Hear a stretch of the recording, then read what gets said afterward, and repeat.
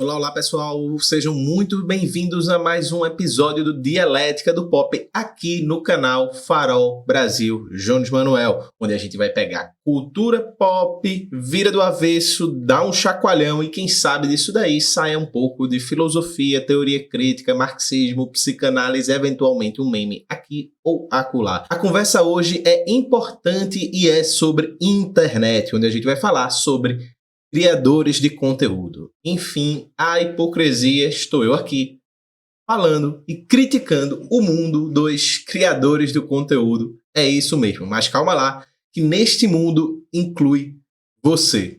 É isso mesmo.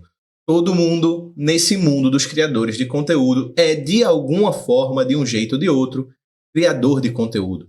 Quando seu primo faz um vídeo do gato, quando você faz um story reclamando da vida, mostrando o quanto tá triste, o quanto tá mal, e posta uma música, e esse tipo de coisa. Quando a sua avó posta o netinho andando ou fazendo uma dancinha engraçada, tudo isso é conteúdo que está sendo produzido e, portanto, de certa forma, esteja você em qualquer rede social, você é, de um jeito ou de outro, criador de conteúdo. E eu, obviamente, estou aqui filosofando, brincando com a cultura pop, com microfone, luz, webcam, edição, num canal como o Farol Brasil, que é um canal grande.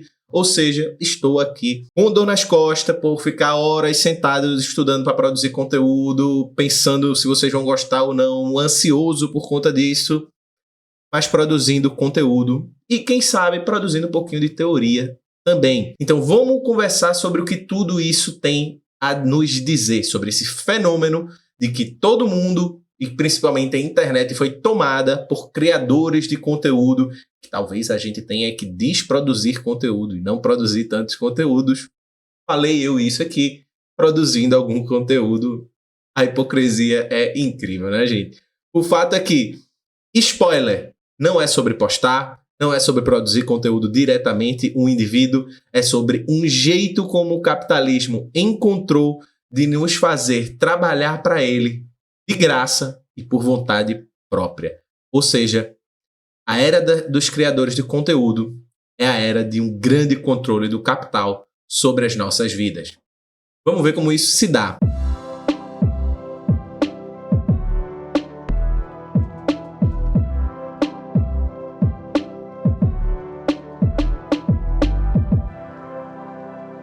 Antes de mais nada, vamos combinar uma coisa, né? Ninguém pediu para nascer influenciador. Pelo menos na minha geração, não. Ninguém nasceu e disse, caramba, eu tenho um grande sonho de ser criador de conteúdo. Isso nem passava na minha cabeça, por exemplo. Possivelmente nem passava na cabeça de Jones, não passava na cabeça de um monte de gente que é da minha faixa etária de idade. Hoje em dia até há esse fenômeno. Mas estamos nós aqui. Seja você tendo um canal mais estruturado e produzindo conteúdo de maneira sistemática, como faz Jones, Laura Sabino, Rita Von Hunt, Gustavo Gaiofato, eu e etc. Ou você apenas no seu dia a dia, alimentando suas redes sociais, com uma tirada espirituosa numa rede aqui, em outra rede ali uma foto legal, um vídeo interessante e assim por diante. O fato é que nossa rotina, vendendo nosso peixe, nossa rotina no nosso café da manhã, fazendo nosso exercício, ou até nas angústias e alegrias que a gente compartilha para as pessoas próximas e que nos seguem, que nós nos trocamos informações nas redes sociais, tudo isso virou conteúdo, virou questão de conteúdo na vida, nas redes sociais. Portanto, a vida virou uma grande timeline. Entrou um grande palco onde um monte de gente está ali para mostrar a sua vida de uma forma ou de outra. Segundo Byung-Chul Han, essa é a sociedade do desempenho. Você não ouviu falar? Presta atenção nesse conceito, sociedade do desempenho. E ela vai estar articulada com outros conceitos que vão aparecer daqui a pouco. Aqui não tem necessariamente para o produtor de conteúdo um patrão gritando, não tem fiscalização do tempo, não tem nem o nível de produtividade que você tem que seguir, mas tem uma força meio que invisível dizendo para a gente postar, produzir algo, responder uma caixinha, responder o inbox, responder a notificação que aparece na tela do celular, olhar os memes, atualizar na treta numa rede social X, Y ou Z. Ou seja, a gente se explora. A gente que se coloca na posição de um sujeito produtivo para essas dinâmicas das redes. Porque, afinal de contas, as redes são empresas e elas precisam que as pessoas estejam dentro dela. E se você está dentro dessas redes, está dentro dessas empresas, por livre e espontânea vontade, fazendo isso porque quer, porque gosta, melhor ainda para essas redes. Então a gente vê muito hoje em dia nas redes gente que não pode ir num açaí, não pode pedir um sushi, não pode pedir uma pizza, não pode ir num passeio, não pode conversar com um amigo, não pode ver um jogo de futebol. E tudo isso tem que ser postado. Tem que ser postado o açaí, tem que ser postado o sushi, tem que ser postada a conversa, tem que ser postado o encontro. Você só tem existência a partir da postagem. A sua vida só ganha sentido a partir da postagem. A viagem, você viaja, mas essa viagem só vai ser legal o suficiente se você postar a viagem. Se as pessoas curtirem aquela foto daquela viagem. Se as pessoas verem que você está viajando para um lugar X, Y, Z, que você está nadando com baleias, subindo montanhas, fazendo ralis, descendo de bicicleta uma montanha. Se as pessoas não verem, não valeu. Não existiu, não aconteceu. E para você é como se não tivesse acontecido também. E, portanto, isso entra num ciclo onde você vai se obrigando a postar, a criar conteúdo para essas redes que precisam dos seus conteúdos para lucrar. E não só para lucrar, mas para controlar a vida minha, sua e de todos que estão à nossa volta. Apesar disso aparecer como espontaneidade, como autenticidade, como uma forma espontânea da gente registrar os momentos na nossa era, essa espontaneidade, essa autenticidade, de fato, não estão excluídas desse ato. Mas essa espontaneidade e essa autenticidade, elas são capturadas, cooptadas pela própria lógica algorítmica e pela própria lógica de controle do capitalismo na era da produção do conteúdo e do algoritmo, para fazer com que isso se torne produto, isso se torne mercadoria. E sim, eu sei, porque eu também estou nesse barco da maneira mais plena possível.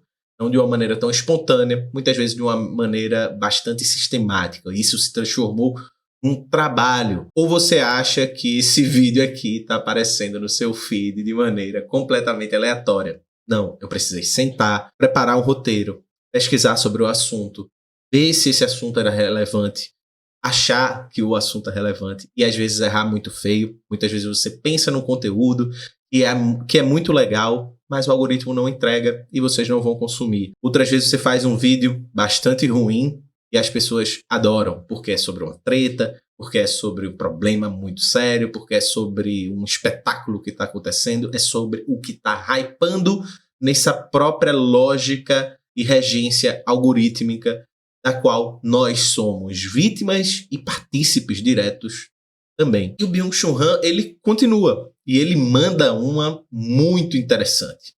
Ele diz que a gente saiu da multidão, da era das multidões, das massas, da produção das grandes massas. Você tem todo um debate sobre a psicologia das massas, da produção das massas, passando por Freud, Wilhelm Reich, Ortega Gasset, enfim, todo um debate sobre a produção das massas, Adorno e assim por diante, e que a gente entrou na era do enxame digital. Parece nome de rave, né? De uma festa psicodélica, trance, sei lá o quê, mas é uma espécie de tragédia do nosso tempo, de tragédia filosófica. No lugar de um coletivo que conversa, que debate, que tem conflito, que tem violência, mas que faz as coisas olho no olho e que, portanto, disso se constrói algo, nós temos um monte de gente falando de maneira ultra individualista, ao mesmo tempo, para si mesmo e para pequenas bolhas, entrando em pânico pelo próprio engajamento e que não produz nada além do diálogo infrutífero com o seu próprio espelho, né? Com o espelho de cada um.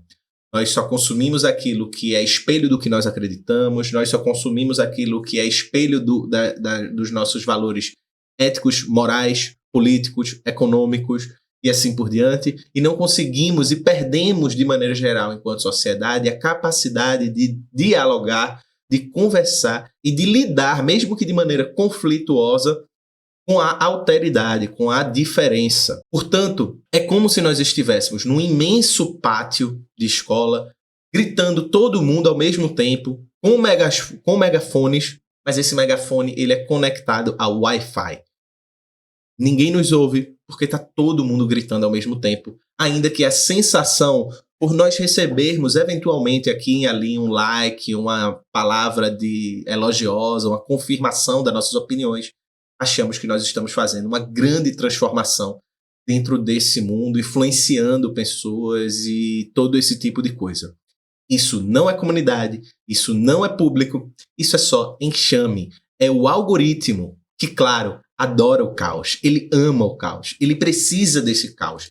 Ele precisa que ninguém se ouça, ele precisa que ninguém converse, ele precisa que todo mundo acredite estar produzindo algo autêntico, espontâneo, quando na verdade está produzindo só ferramentais para que esse próprio algoritmo e essa própria governança digital contemporânea produza formas de controlar a subjetividade das pessoas e controlar a incapacidade das pessoas de produzir comunidade. Portanto, não importa o que você diga, não importa o que você fale, não importa o que você mostre, de certa forma, no mundo digital, nada choca, nada é antiético, nada é errado, o tanto que dê visualizações, o tanto que expanda a bolha, o tanto que gere hype, que gere engajamento e, portanto, que alimente as pessoas a estarem cada vez mais dentro das redes sociais e assim por diante. Quem diria que a teoria crítica viria pedir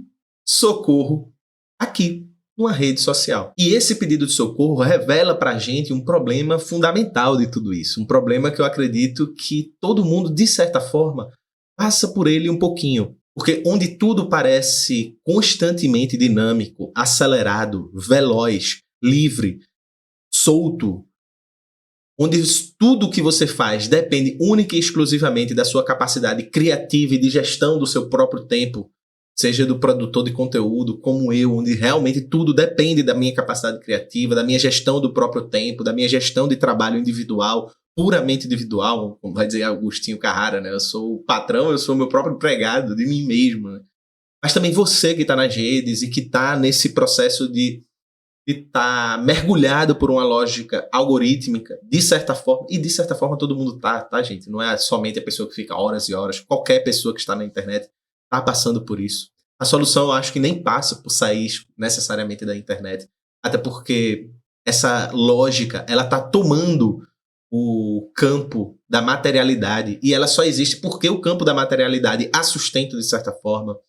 O fato é que tudo isso tem um custo. Essa liberdade falsa que as redes nos apresentam, essa liberdade de dizer o que puder dizer, de expor o que puder expor, de dizer qualquer valor, de dizer qualquer questão, de apontar qualquer imagem, de circular qualquer conteúdo, essa liberdade absoluta que a internet falsamente propaga, ela tem um custo e muito pesado. De um lado, as redes usam isso para montar formas de controle social, controle político, controle econômico, como a gente viu, por exemplo, no escândalo mais famoso sobre isso, a Cambridge Analytica, um escândalo importantíssimo onde as redes usaram exatamente a nossa interação com as redes sociais para traçar perfis políticos e, com isso, induzir candidatos da extrema-direita a pautarem suas campanhas a partir desses perfis políticos gerados pelas redes de tecnologia digital. Por outro lado, há um efeito subjetivo nas pessoas que consomem esse produto.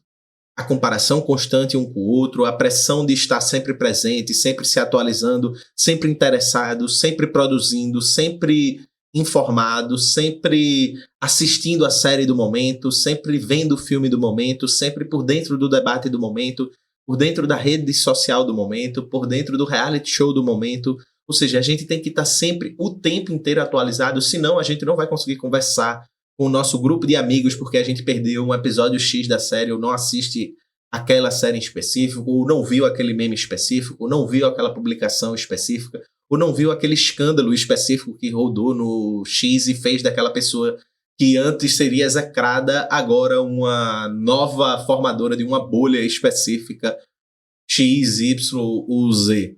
O fato é que esse esgotamento, não por um acaso, tem um nome em português de como se chama o burnout. Esse cansaço de produzir, esse cansaço de fazer, esse cansaço de estar por dentro, esse cansaço de estar atualizado, esse cansaço de estar sempre dentro desse fluxo extremamente dinâmico, acelerado e veloz que são as redes sociais. Além disso, essa comparação de olharmos para o lado e ver que a outra pessoa consegue se manter bonita, malhando, saudável, estudando, trabalhando, cuidando de casa, fazendo isso, aquilo outro, enquanto você está afundado numa cama, vendo meme, faz com que nós nos sintamos ainda pior.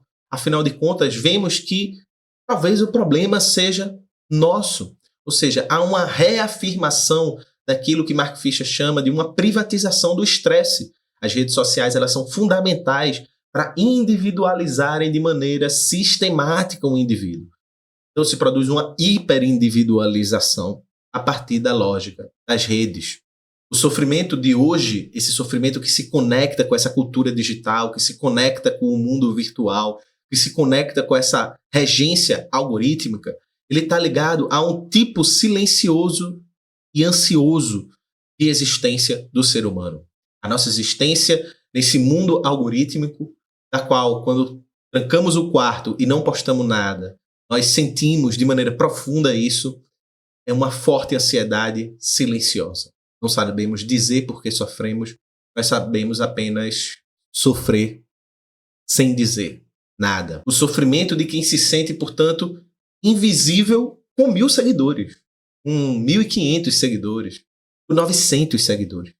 E ninguém tem 900 amigos. Ninguém precisa de 900 amigos, de 900 colegas, para ter uma vida boa, recheada de pessoas e de pessoas incríveis que vão nos acompanhar nos melhores e piores momentos da nossa vida. E quem faz vídeo chorando, mas com a trilha sonora pop de fundo, para poder fazer com que esse desabafo desse sofrimento seja instagramável, seja moldado pela regência algorítmica de alguma forma. A gente, então, nem a dor vive mais. A gente edita a dor. A verdadeira dor que a gente sente somente sentado na cama, deitado, afundado no sofá, sem conseguir se levantar, essa é completamente silenciada. E essa é, talvez, a verdadeira dor do nosso tempo. Eu que, enfim, tenho formação e muito ligado à psicanálise, posso dizer, não existe filtro que esconda um sintoma. Por mais que você tente expor nas redes sociais uma forma de lidar com o sofrimento muito madura, se você efetivamente está afundado nessa lógica de sofrimento ansioso e silencioso que consome o mundo contemporâneo, não vai ter filtro que dê jeito. Mas a gente não pode falar nada disso sem falar do verdadeiro grande influencer por trás de tudo isso. O capitalismo com Wi-Fi. Você precisa falar de dinheiro, falar de grana, para que a gente entenda como é a questão da lógica algorítmica. Você se esforça, você cria conteúdo, você estuda, você posta, você toma cuidado com a estética, você toma cuidado com a imagem, você toma cuidado com o que vai falar, você cria um universo para ser postado, para ser instagramável. E as big techs como Google, Meta, TikTok, X, etc. não levam tão a sério sua produção. O que elas querem de você é a informação do que essas postagens, do que suas interações nas redes sociais visam produzir. Elas não querem seu conteúdo, elas querem você. Elas querem você como produtor de informação. E isso é o fundamental. O que eu estou fazendo aqui, o que você está fazendo aqui, quando dá o like, quando curte, quando compartilha, quando se inscreve, quando vira membro e faça tudo isso, por favor, é entregar informações às redes sociais. É entregar informações que são mercadoria. Você produz uma mercadoria valiosa para essas redes, que é a informação. Eu produzo uma mercadoria que é valiosa para essas redes, que é informação, e você que assiste também, a você curtir um vídeo e não outro, a você comentar num vídeo e não no outro, a você mostrar seus interesses por um assunto, por um tipo de gosto estético, de música, de filme, de série, enfim, você entrega informação. Elas são as donas do lugar. Elas estão jogando dentro de casa, para usar a metáfora do futebol. Nós estamos jogando no terreno delas. Você faz o show, mas é elas que vendem o ingresso. É elas que têm a informação. E você falsamente acha que entrou e saiu nesse show de graça.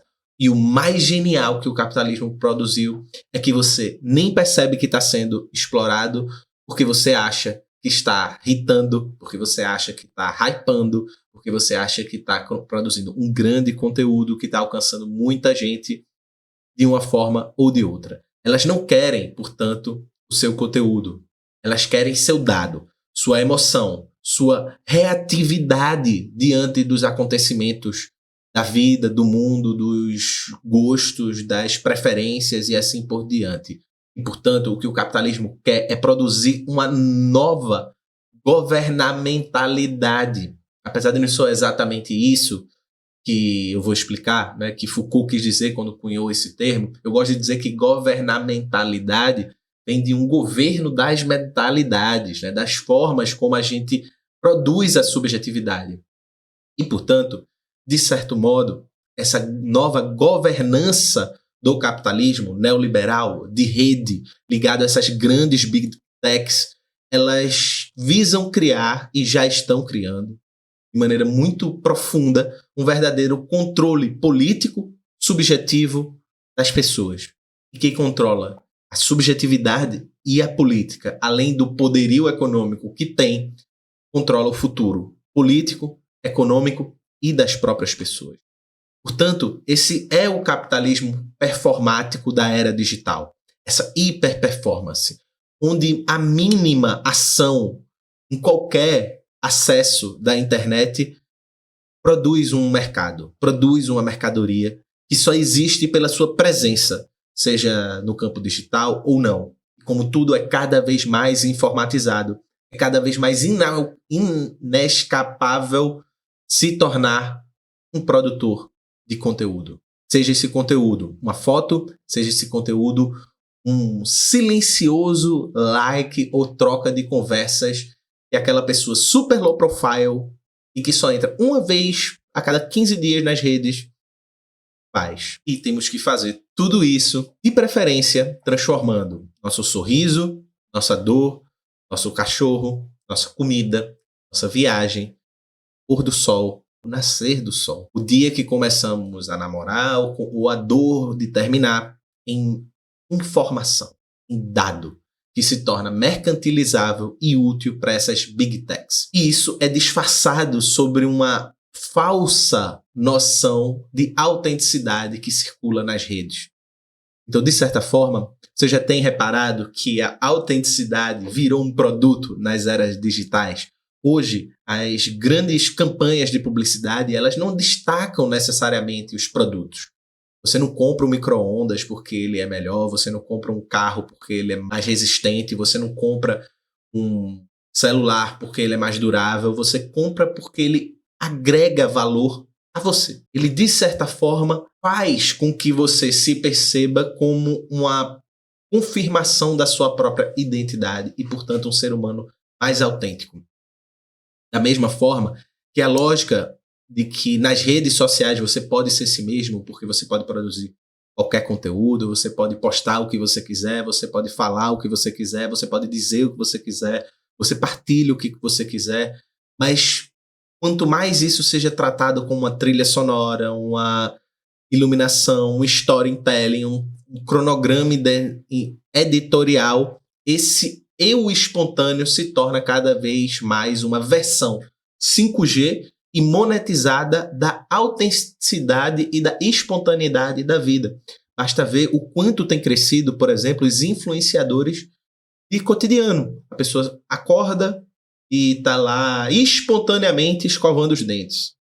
Para acordar. Espontaneamente fazendo ovo para comer no café da manhã. Espontaneamente fazendo exercício. E todos os dias a pessoa posta simplesmente a sua rotina autêntica, espontânea, como se aquilo não tivesse nenhuma preparação prévia, nenhum bastidor prévio, nenhum roteiro prévio, e como se aquilo, de certa forma, não monetizasse essa própria espontaneidade para quem faz o produto e para quem circula o produto que são as redes sociais.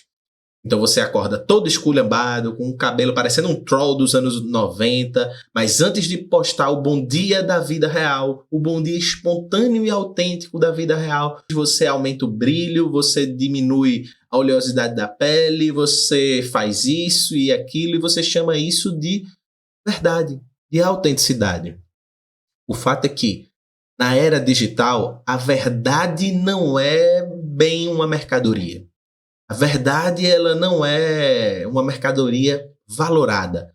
A aparência da verdade, sim.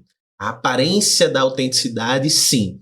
A aparência da estética, sim. E, portanto, nós vivemos uma estetização da verdade, uma estetização da espontaneidade, uma estetização da autenticidade. Afinal de contas, o objetivo não é falar a verdade, não é ser autêntico, não é ser espontâneo, é engajar até que o cansaço de ser fotogênico quebre aquele produtor de conteúdo.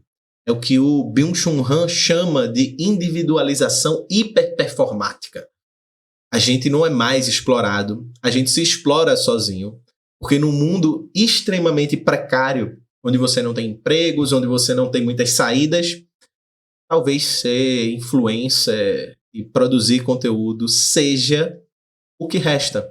E, portanto, para isso, você precisa de um corpo editorial, você precisa de produção, você precisa de iluminação, você precisa de edição, você precisa de roteiro, você precisa de uma série de coisas de onde a autenticidade, a espontaneidade passa muito ao largo. Essa ideia, portanto, da autenticidade como um elemento vendável, fundamental na lógica das redes, cria uma nova angústia dos seres humanos. Não é só o medo de ser suficiente, de não ser suficiente, mas é o medo de não ser autêntico, de ser uma farsa de si mesmo. E, portanto, as pessoas estão o tempo inteiro nas redes sociais tentando ser a melhor versão de si mesmas. E não à toa, o sociólogo francês que estuda a depressão, Alain Arenberg, ele vai caracterizar a depressão como um cansaço de ser si mesmo. É aquela pessoa que, não aguentando mais esse imperativo de temos que ser nós mesmos, quebra, se afunda e implode. Portanto, a depressão é uma implosão subjetiva. Você precisa ser você mesmo, é o que nos diz as redes sociais. As redes sociais dizem, você pode ser o que você quiser. Você pode fazer o que você quiser. O tanto que você seja você mesmo. É isso que engaja as pessoas. A autenticidade e a espontaneidade, mas numa versão que renda engajamento, que dê like, que estimule o algoritmo a circular a verdadeira face de você. É o falso selfie versão Instagram, por assim dizer. É a falsidade de um eu espontâneo e autêntico.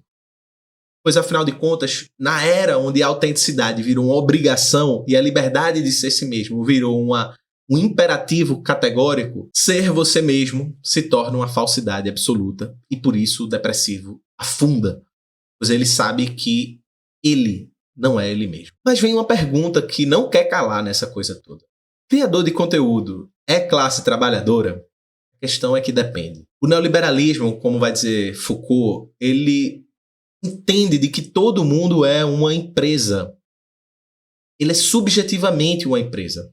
Não à toa, ele vai chamar os sujeitos de empresários de si mesmo.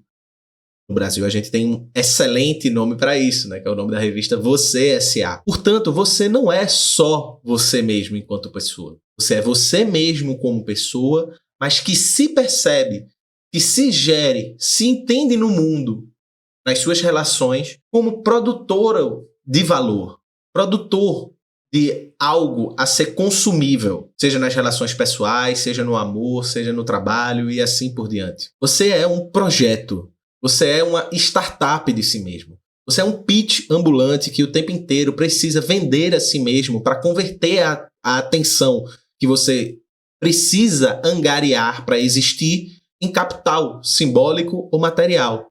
E, se der sorte, transformar esse capital material e simbólico em PIX, em dinheiro, em uma série de coisas. Você não é, portanto, explorado no sentido clássico marxista. Você é um empreendedor de si mesmo. Você, tecnicamente, não trabalha para ninguém. Você trabalha para um algoritmo que, basicamente, toma a nossa subjetividade, se transformando numa espécie de superego de nós mesmos, fazendo com que haja um chefe invisível que, apesar de aparentar a liberdade para você, julga suas dancinhas, seus conteúdos, seus roteiros, sua edição, principalmente quando não dá muito certo, principalmente quando não agrada muito, principalmente quando gera aversão das pessoas. Esse juiz será muito pesado e, portanto, uma das características do sofrimento contemporâneo é justamente essa sensação de insuficiência de fazer as coisas. O problema é que tudo isso parece liberdade, mas era só prisão, como vai dizer uma música da minha época, de engenheiros do Havaí. Parece liberdade, mas na verdade são só as grades da prisão. Você não trabalha, portanto, numa lógica de liberdade. Mas essa liberdade, a própria noção de liberdade que circula no mundo contemporâneo, ela mesma realiza uma opressão. E, portanto, é uma liberdade dialeticamente estranha. Ela guarda uma estranheza. Que estranheza é essa?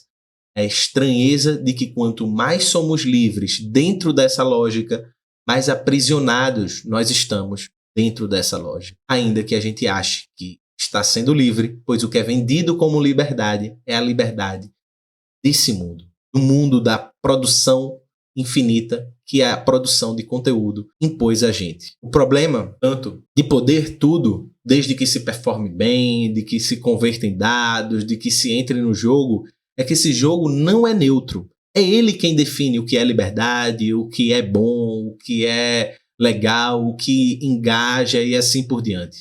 E ele são as Big Techs, com regras feitas por bilionários de camisa preta, fazendo dancinhas ridículas e se envolvendo com a extrema-direita. Então, sim, de certa forma, de outro ângulo, o criador de conteúdo também é um trabalhador do nosso tempo. Ele é um trabalhador com tendência ou vocação ao burnout, mas não por uma espécie de excepcionalidade da sua atividade produtiva, mas porque ele, como todos os outros trabalhadores do seu tempo, vivem numa época em que o trabalhador vivencia essa vocação para o cansaço, para a angústia, para o sofrimento de se viver numa alta dose de exploração, de dominação, seja ela direta ou indireta. Então, sim, o produtor de conteúdo é um trabalhador. Ele acha, como os outros trabalhadores, que pode realizar o seu sonho, que pode conseguir uma saída para os seus problemas, mas no fundo, ele só está produzindo conteúdo em looping, um atrás do outro, para o deleite de uma empresa de Big Tech qualquer, que ri quando lucra muitíssimo com tudo que está sendo feito. Todos que participam da rede. Eu, você, Jones, todo mundo está sendo escravizado por essa lógica algorítmica. Respira. Eu não estou dizendo que você tem que largar tudo, que eu tenho que largar tudo, que tem que deletar suas contas e virar uma espécie de eremita virtual. Mas a gente precisa ter consciência desses problemas. Criar laço, não só conteúdo.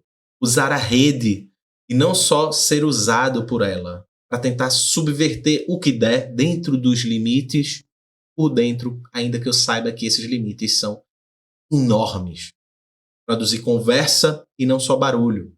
Portanto, saber ouvir e lidar com a diferença, não só com o eco da mesma opinião que nós concordamos. Talvez o futuro seja menos em viralizar, muito mais em a gente produzir encontros, em construir espaços onde a gente possa rir, pensar, questionar, discordar, discutir, brigar, romper, voltar e, quem sabe, filosofar junto. Se você ficou até aqui, então, já sabe, curte, comenta, compartilha, manda um GIF, solta se você já teve uma crise de conteúdo por existência nas redes sociais, porque, afinal de contas, fazer esse vídeo dentro de uma rede social pedindo like é o ápice da minha hipocrisia nas redes sociais. Simbora, minha gente. Até o próximo Dialética do Pop.